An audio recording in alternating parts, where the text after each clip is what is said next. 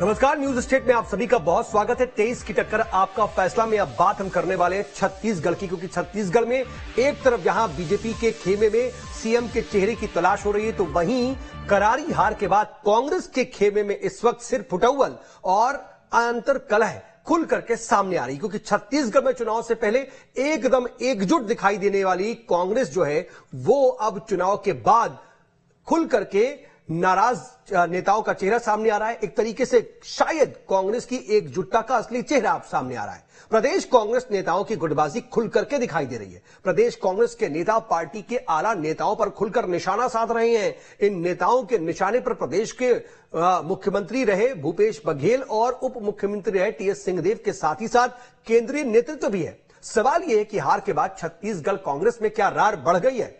पहले की गुटबाजी अब क्या सामने आ रही है? कांग्रेस नेताओं के आरोप में सच्चाई कितनी है? सवाल यह भी कि कांग्रेस की अंतर्कलह को आलाकमान क्या पहले भांप नहीं पाया? क्या यही हार का बड़ा कारण रहा? छत्तीसगढ़ में भूपेश बघेल जो मॉडल की बात की जाती थी, इस मॉडल पर क्या कांग्रेस की गुटबाजी भारी पड़ गई? कई अहम सवाल है, आज कांग्रेस की ही जरा बात करेंगे और इस बातचीत के लिए खास मेहमानों का एक पैनल हमारे साथ जुड़ेगा। लेकिन पहले आपको इसी से जुड़ी एक रिपोर्ट दिखा देते हैं।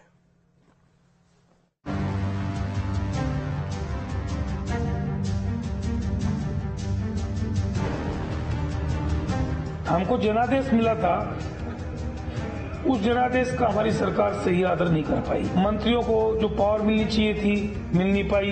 जब से अमित शाह के साथ टीएससी की मीटिंग हुई, लगातार षड्यंत्र चालू हुआ और छत्तीसगढ़ में लगातार एक पे एक षड्यंत्र किया गया। चंदन यादव जो यहाँ के प्रभारी थे, शह प्रभारी थे, उन्होंने सर्किट हाउस में और बेबीलोन इंटरनेशनल में उससे 7 लाख रुपए लिया। लोग अपना चलाने के चक्कर में ज्यादा ध्यान दिए, जिन वजह से इस प्रकार की स्थिति निर्मित हुई।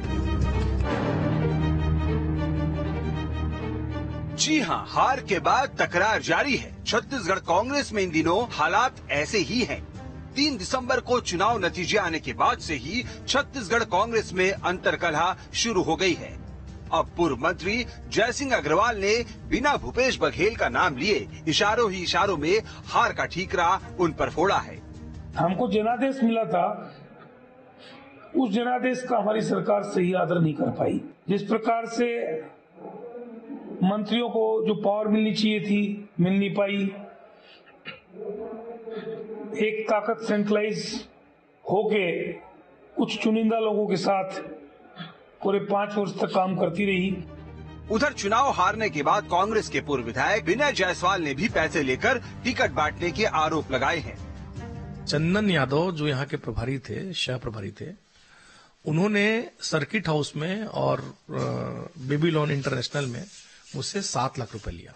अगर टिकटों का डर दिखा के या तो फिर पार्टी फोरम में अगर वो पैसा नहीं गया है, तो ऐसे जो जिम्मेदार व्यक्ति हैं, जितने भी जिम्मेदार व्यक्ति हैं, मैंने तो एक उदाहरण दिया है, इनके ऊपर पार्टी को सख्त कार्रवाई करनी चाहिए। इससे पहले रामानुजगंज से पूर्व विधायक बृहस्पति सिंह ने तो टीएस सिंहदेव पर खुल्लम-खुल्ला आरोप लगाए। जब से अमित शाह के साथ टीएससी की मीटिंग हुई, लगातार षड्यंत्र चालू हुआ और छत्तीसगढ़ में लगातार एक पे एक षड्यंत्र किया गया, जिसकी खमियाजा आज हमको भुगतना पड़ रहा है। और हम अभी समीक्षा भी कौन लोग करने गए हैं, अपनी अपनी गलतियों पे पर्दा डालने के लिए हाईकमान के सामने गए हैं। मैं रविवार से जा रहा हूं और छत्तीसगढ़ की सारी बातें हाईकमान को अवगत कराऊंगा कि सही स्थिति क्या है। आपको गुमराह कर रहे हैं। अगर समय रहते सतर्क नहीं हुए तो 2023 का तो चला गया, 24 का लोकसभा की सीटें भी हमारे हाथ से निकल जाएंगे। छत्तीसगढ़ में चुनाव नतीजे आने के बाद सबसे पहले पूर्व मंत्री अमरजीत भगत ने भीतरघात के आरोप लगाए थे। लोग अपना चलाने के चक्कर में ज्यादा ध्यान दिए, जिन वजह से इस प्रकार की स्थिति निर्मित हुई है। लेकिन ये तो अब रिजल्ट के बाद इन बातों का कोई महत्व नहीं है ना, औचित्य है। हम लोग हार गए हैं। उधर छत्तीसगढ़ सांस्कृतिक प्रकोष्ठ के अध्यक्ष दिलीप षडंगी ने भी पार्टी पर उपेक्षा का आरोप लगाते हुए कांग्रेस से इस्तीफा दे दिया है। वहीं शुक्रवार को बृहस्पति सिंह ने जिस तरह मीडिया के सामने टीएस सिंहदेव और प्रदेश प्रभारी कुमारी शैलजा पर आरोप लगाए थे, उसके बाद उन्हें नोटिस जारी कर दिया गया है। तो कुल मिलाकर बीजेपी में जहां नई सरकार के गठन की तैयारी है, वहीं कांग्रेस में नतीजों के बाद अंतरकलह जारी है। रायपुर से अंकुश शर्मा के साथ टीम न्यूज स्टेट।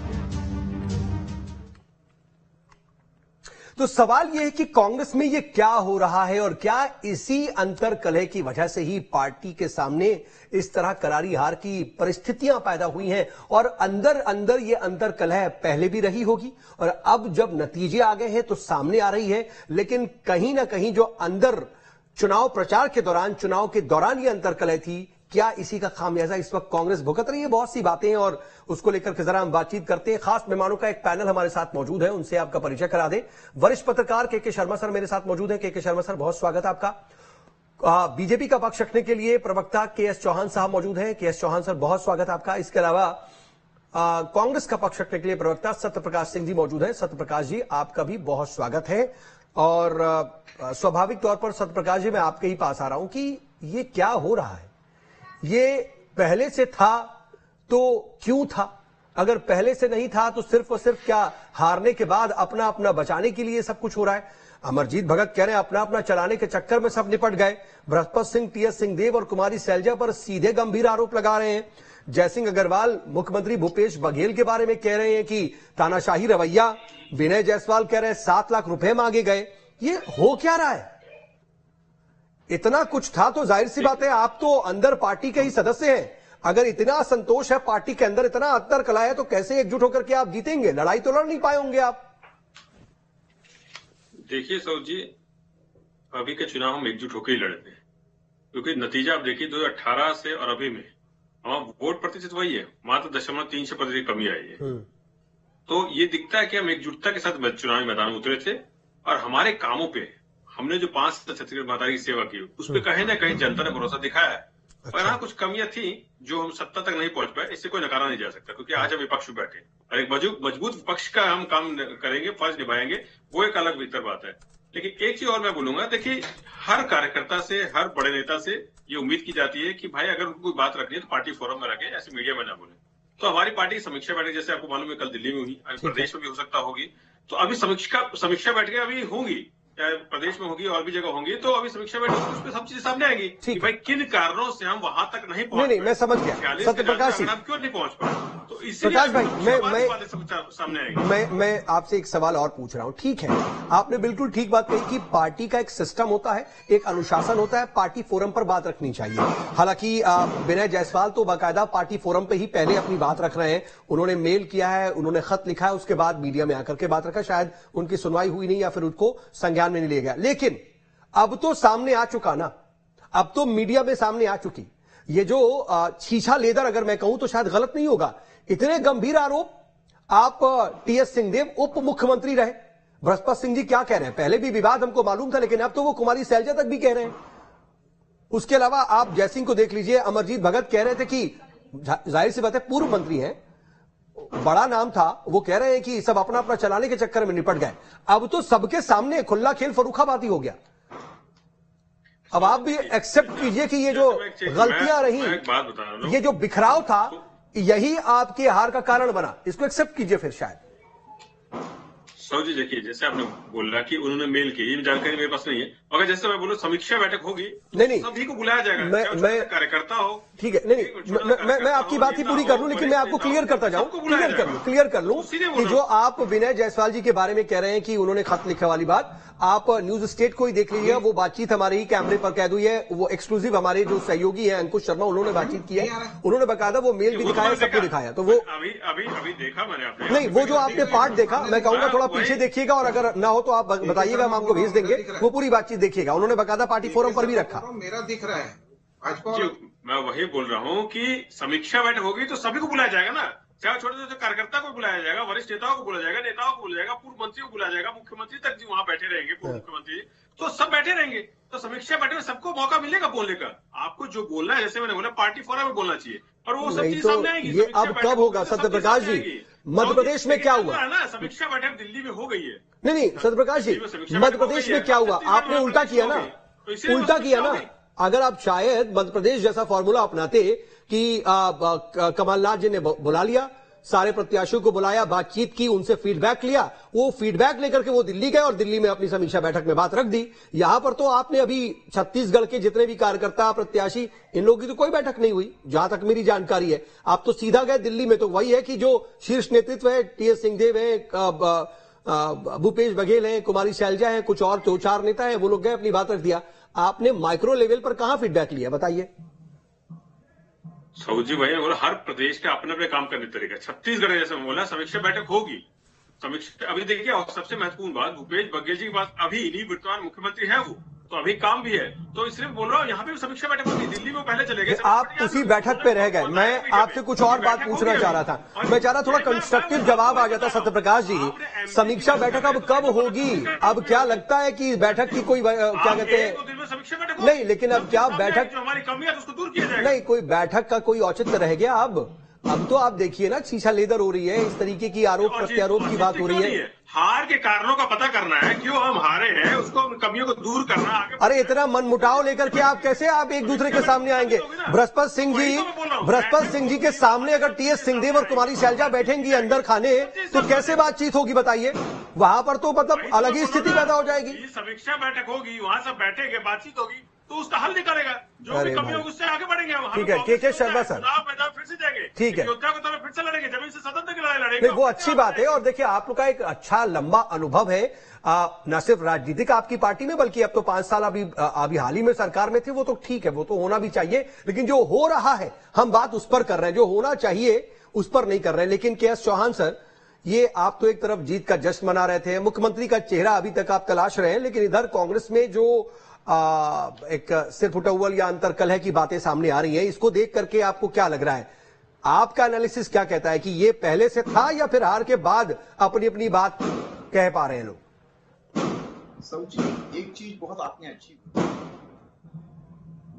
जीत ही क्या रहेगी, जहां पर पहले से सुर फटवल हो चुकी है और पूरा आप मीडिया में आ चुके हैं, तो ऐसी कोई स्थिति हमारे को दिखती नहीं है। और रही बात ये बाहर आने की, तो ये स्थितियां जो इनके जो पहले भी जो पार्टी फोरम में जो मीटिंग्स वगैरह होती थी, उसमें ये सब चीजें आती रहती थी और कुछ चीजें बाहर भी आती रही हैं। जैसे कि हमने पूरे 5 साल हमने टीएस सिंहदेव जी की ठीक बात कह रहे हैं, सभी को देखा हुआ है, और उसके बाद हमने उपेक्षा करते हुए मोहन मरकाम जी को भी देखा हुआ है, जो पीसीसी अध्यक्ष थे, और उसके बाद और 1-2 नेताओं को देखा हुआ है, जैसे कि। लेकिन ये बहुत ही चिंताजनक और बहुत ही गलत बात है कि एक पदाधिकारी, एक नेत्री को ये हीरोइन बोलता है, हीरोइन बोल के संबोधित करता है, बिक चुकी है, इस टाइप के वर्ड्स बोलता है। तो ये मतलब बिल्कुल भी किसी भी पार्टी के लिए बहुत शर्मनाक बात है। और ये स्थिति कब आ जाती है? ये स्थिति जब आती है कि हमेशा राजनीति ऊपर से नीचे आती है, यथा राजा तथा प्रजा। तो हम लोग को ये देखना हम ये देखते हैं कि जब ऊपर के जो लोग हैं वो अपने अपने कमरे को सजाने में लगे हुए हैं और पूरे घर को नहीं देख रहे हैं, पूरी पार्टी को नहीं देख रहे हैं। राजनीति इनके लिए राज करने की नीति है, राज्य के लिए नीति नहीं है। जब वो खुद के लिए देखते हैं और अपने प्रदेश के लिए, अपने देश के लिए नहीं, अपने समाज के लिए नहीं देखते ना, तब इस टाइप की चीजें आती हैं। आज कितनी हद तक जाके आज मुझे में इनकी लड़ाई हो रही है। मुझे जो है के.एस. चौहान साहब, आपका ये अप्रोच बड़ा अच्छा लगा, क्योंकि आप भी एक राजनीतिक पार्टी से आते हैं। अगर किसी दूसरी राजनीतिक पार्टी में इस तरह की अंतरकलह और इस तरह के अल्फाज का इस्तेमाल होता है, तो आपको वो पीड़ा जो हो रही है, मुझे आपका अप्रोच अच्छा लगा, टू बी वेरी फ्रैंक। लेकिन सत्यप्रकाश जी, मित्र के लिए ऐसा नहीं होना। सत्यप्रकाश जी, देखिए, के.एस. चौहान साहब तक को इस बात की पीड़ा है और मुझे भी वो पीड़ा पहुंची। क्या आपको वो नहीं लगता कि इस तरह की बातें जो है पब्लिक फोरम में नहीं आनी चाहिए थी? अंतरकलह, देखिए, एक घर में जब 4 लोग रहते हैं, 4 बर्तन होते हैं, खटखटाते हैं, ऐसा नहीं कि बीजेपी में नहीं होता होगा, ऐसा नहीं है कि किसी दूसरी पार्टी में, किसी भी XYZ पार्टी का नाम ले लूं, नहीं होता होगा, खींचतान भी होती है। लेकिन इस तरह के शब्दों का इस्तेमाल, ये आपको लगता नहीं है कि कहीं ना कहीं कांग्रेस की क्रेडिबिलिटी और उसकी छवि पर भी कहीं ना कहीं नुकसान पहुंचा रहा है? उनकी आवाज नहीं सुनाई दी, तो इसलिए मैं प्रतिक्रिया नहीं दे पाऊंगा। और जो आप बात बोल रहे हैं, ये एकदम सही बात है। अगर ऐसी कुछ होगी तो वो पार्टी की इमेज को डैमेज करता है, वो उसमें कोई दो राय नहीं है। मगर जैसे मैंने पहले ही बोला कि पार्टी फोरम में बोलना चाहिए, ये तो मैं खुद भी बोला, हमारे पार्टी के शीर्ष नेता भी बोल रहे हैं कि पार्टी फोरम में है, समीक्षा बैठक होगी, सबको बुलाया जाएगा, वहां बोलना चाहिए, ये तो मैं भी बोल रहा हूँ। मगर जैसे बोला समीक्षा बैठक होगी तो उसमें उनको भी बुलाया जाएगा, कार्यकर्ता बुलाया, सब चीज सामने आएंगी ना, बैठेंगे, सब चीज सामने आएगी। तो आप देख लीजिए ऐसे नेताओं को आप क्या कहते हैं? एक प्रवक्ता होने के नाते, पार्टी के अनुशासित कार्यकर्ता होने के नाते आप क्या कहते हैं? ऐसे लोग जो बयान दे रहे हैं उनको आप क्या कहते हैं? मैं तो बोल ही रहा हूँ कि पार्टी फोरम में बोलना चाहिए, ऐसे मीडिया में नहीं बोलना चाहिए। अनुशासनात्मक पार्टी यही है, अब तो पार्टी फोरम में चाहिए। ठीक है, लेकिन मैं तो बस वही बात नहीं समझ पा रहा हूं कि जब बृहस्पति सिंह, ठीक है मैं मान गया, लेकिन मैं तो वही इमेजिन कर रहा हूं कि मान लीजिए आपकी अब पार्टी फोरम पर बात रखने की बात आई, आप छत्तीसगढ़ कांग्रेस की एक मीटिंग होती है, उसमें सामने टीएस सिंहदेव बैठे होंगे, कुमारी सैलजा बैठी होंगी, भूपेश बघेल बैठे होंगे, सामने बृहस्पति सिंह बैठे होंगे, क्या हो रहा होगा उस वक्त? जिस तरह के शब्दों का इस्तेमाल हुआ, जयसिंह अग्रवाल साहब जब बैठे होंगे, डॉक्टर विनय अग्रवाल बैठे होंगे, आपस में किस माहौल में बातचीत होगी, मैं तो वो सोच भी नहीं पा रहा हूँ। के शर्मा सर। सौ जी देखिए, अच्छी बात है ना, उसमें बातें सब बैठ के की जाएगी, तो बातों की जो कमियां होगी वो निकलेगी ना, उससे आगे बढ़ेगी। ठीक है, तो अच्छी बात है ना, ठीक है। बात तो वही है ना कि वो कब होगा? आप केंद्र में चले जाते हैं, दिल्ली में बैठक हो जाती है, प्रदेश में नहीं होती है। तो दिल्ली में हो जाएगी, तो दिल्ली में भी होनी थी, इसलिए इंश्योर करते हैं आप कि उस मीटिंग में अमरजीत भगत भी होंगे और बृहस्पति सिंह भी होंगे, जयसिंह अग्रवाल होंगे, विनय जायसवाल होंगे, और आप देखिए ना दिलीप षडंगी तो अब छोड़ के भी चले गए, उनको भी बुलाएंगे आप? सबको बुलाया जाएगा, चलिए, भी नेता थे, आपने एक लाइन एक तरह से पकड़ी हुई है और आप उसी पर ही हैं, इस ना इधर हो रहे ना उधर हो रहे हैं। लेकिन के शर्मा सर, ये क्या आप देख रहे हैं सर? ये अंतर कल है। देखिए, होता है ना कि जब हम जीत गए तो हमारे 1000 खून माफ हो गए, जब हम हार गए तो हमारी अच्छी नीतियां भी खराब हो गई। ये तो हम जानते हैं और इंसानी प्रवृत्ति है। क्या ये वही देख रहे हैं कि एक डिफॉल्ट आप रिएक्शन देख रहे हैं, या फिर अंदर अंदर कहीं ना कहीं इतना भीतर घात था, इतना ज्यादा अंतर कला थी कि लड़ ही नहीं पाए एकजुट होकर के, और ये स्थिति में है? देखिए, इसका एक कारण तो यह है कि कांग्रेस में ज्यादा पारदर्शिता है, भाजपा से ये कहा जा सकता है। दूसरी बात जो महत्वपूर्ण बात है कि जो इसमें अंतर कला की शुरुआत कहां से होती है, जब 71 विधायक पिछले चुनाव में 68 जीत के आए थे, उसके बाद ये 2.5 साल का फार्मूला कहां से आ गया? दोनों के बीच एक अच्छे संबंध थे, जय वीरू की जोड़ी कहलाती थी। उसके बाद जिस तरह से दिल्ली में प्रदर्शन हुआ, विधायक कौन विधायक किसकी ओर है, इस तरह से बातें आई, विधायकों की ओर से तमाम प्रकार के बयान आए। उसके बाद जब अंबिकापुर में टिकट वितरण की बात आती है तो इसने 4 विधायकों की टिकट कट जाती है, और छत्तीसगढ़ में 22 विधायकों की टिकट कटती है, जिसमें से 15 आपने काटी है, तो उस सीटों पे 15 सीटों पे आप पराजित हो जाते हैं। तो इसकी भी समीक्षा की बात है। दूसरी चीज है, 7 लाख रुपए यदि लेने की बात है तो छत्तीसगढ़ में टिकट बिक्री को लेकर नहीं, तो सर बड़ा आप इंपॉर्टेंट जो है पॉइंट रेज कर रहे हैं, टिकट वितरण की बात। और बृहस्पति सिंह भी ये कह रहे हैं टिकट वितरण में कौन रहा? जाहिर सी बात है, प्रभारी थी कुमारी सैलजा, और वो लगातार देखिए बातचीत कर रही थी, बड़ी स्क्रूटनाइज की बात कर रही थी। उन्होंने कहा कि बड़े अलग अलग हमने एक तरीका बनाया है साइंटिफिक, उसके हिसाब से फीडबैक लेकर के हम टिकट दे रहे हैं। वहां पर एक बड़ी चूक हो गई है।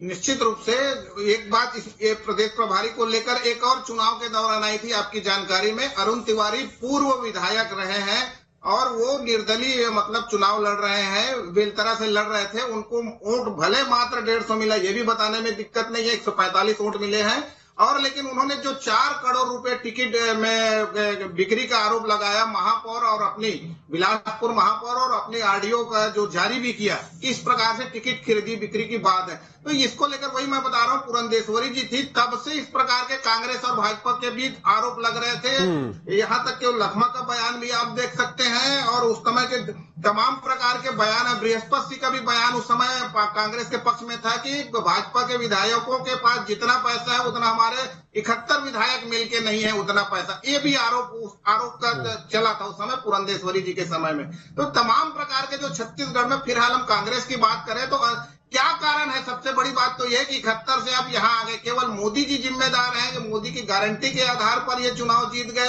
जबकि आप आरोप लगा रहे थे कि भाजपा में नेतृत्व नहीं है, स्थानीय नेतृत्व नहीं, जिसके चलते केंद्रीय नेतृत्व आ चुका है।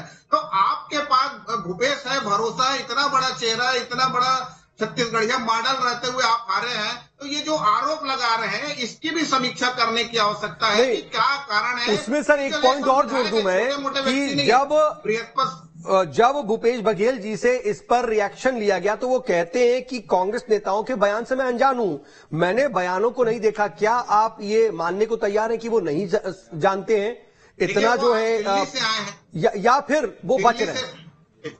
दिल्ली से लौटे और उनकी जो बातचीत हुई उसमें ये बातें शायद वो जवाब न देना चाहिए। पार्टी भीतर के फोरम की जो बात है ये बात भी हो सकती है, या वास्तव में वो चूंकि आज दिल्ली से लौटे उनकी जानकारी ना हो, ये भी हो सकता है। ये उनका विषय, उसमें अपन कैसे बोल सकते हैं किसी को कैसे जानकारी है कि नहीं है। लेकिन जयसिंह अग्रवाल मंत्री रहते, मैं पुराने विवादों की बात कर रहा हूँ, जयसिंह अग्रवाल मंत्री रहते हुए कलेक्टर पर आरोप लगाया, बाद में उस कलेक्टर का ट्रांसफर होता है, फिर उसकी गिरफ्तारी भी हो जाती कोयला मामले में। तो इसके साथ बृहस्पति सिंह की जो बात है तो नहीं, तो सर ये मान ले हम ना, सर आखिरी मिनट है इसलिए पूछ रहा हूं कि ये मान ले कि अंतर कलह था और वो अंतर कलह कहीं ना कहीं बिखराव की स्थिति में अंदर अंदर था। भले ऊपर से आप एकजुट दिखा रहे थे, लेकिन यही जो बिखराव, टिकट वितरण में जो कुछ ना कुछ गलतियां हो गई, 22 विधायकों के टिकट आपने काट दिए, ये सब कुछ मिलाकर के दिक्कतें कर रहा है और अब वो खुल करके आ रहा है।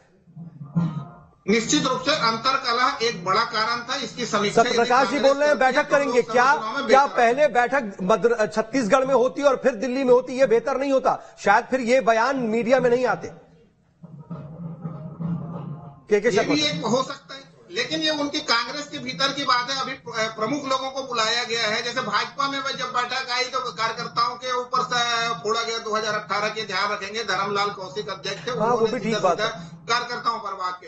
तो ये जब बैठक होती कार्यकर्ताओं में जो गुबार है, निश्चित रूप से इसको जो प्रभारी जिला स्तर पर आपने बनाया है, संभाग स्तर पर है, तो जो इनको एक विचार करके इनकी भावनाओं को सामने आना चाहिए। लेकिन मुझे लगता है कि कांग्रेस के भीतर की बात है, लेकिन अंतर कलह को समाप्त करना, किस तरह से टीएस सीधे स्वयं हार जाते हैं, पूरा का पूरा सीट सरगुजा आपका हार जाते हैं जो सभी आपके पास थे, तो कांग्रेस को निश्चित रूप से इस पर विचार करना चाहिए। और देखिए, अब जैसा कि सत्यप्रकाश जी कह रहे हैं कि अब बातचीत होगी तो अब पार्टी फोरम पर बातचीत होगी। अब मेरी नजर उसी पर रहे कि सत्यप्रकाश जी की क्या बृहस्पति सिंह जी भी रहते हैं नहीं रहते हैं, तमाम जो ये आरोप लगाने वाले नेता भी, आप खुले दिल से उनको इस मीटिंग में बुलाते हैं या नहीं बुलाते? क्योंकि सबकी सुनना भी जरूरी है। सिर्फ वो अपनी पार्टी फोरम में खत लिखते रहे, मेल करते रहे, वहीं तक सीमित रह जाएगा मामला, तो उनका गुबार कहीं ना कहीं निकलेगा, है ना? वो पानी का वेग है, अगर आप एक जगह पर उसको रोकेंगे तो दूसरी जगह से बह के निकल जाएगा, और वही शायद हो रहा है। मुझे लगता है आपसे बेहतर अपने पार्टी के बारे में उतना कोई जान नहीं रहा होगा। मुझे लगता है कि ये जो बातचीत भी है वो भी आप अंदर लेके बहचाते होंगे, बातचीत फीडबैक भी देते होंगे, लेकिन कुल मिलाकर के इस अंतर कलह ने कांग्रेस की अब इमेज को नुकसान पहुंचाना शुरू कर दिया। आप देखना होगा कि इससे कैसे वो उभरती है, कैसे समेटती और कैसे अब अगली बार का चुनाव लड़ती। 6 महीने बाद तो लोकसभा लड़ना है। बहरहाल हमारे साथ आप जुड़े, चर्चा में शामिल हुए, इसके लिए आपका बहुत बहुत शुक्रिया। अब कांग्रेस की अंतर कलह घुल करके सामने है। यह भी बात कही जाती है कि हार गए तो आपकी हर एक अच्छाई भी बुराई में बदल जाती है, अगर जीत जाते तो शायद ये स्थितियां नहीं होती और सब कहते कि नहीं बहुत अच्छी बात है। ये भी एक मानवीय नेचर है। एक रुकेंगे छोटी सी ब्रेक के लिए, बने रहिए न्यूज स्टेट के साथ।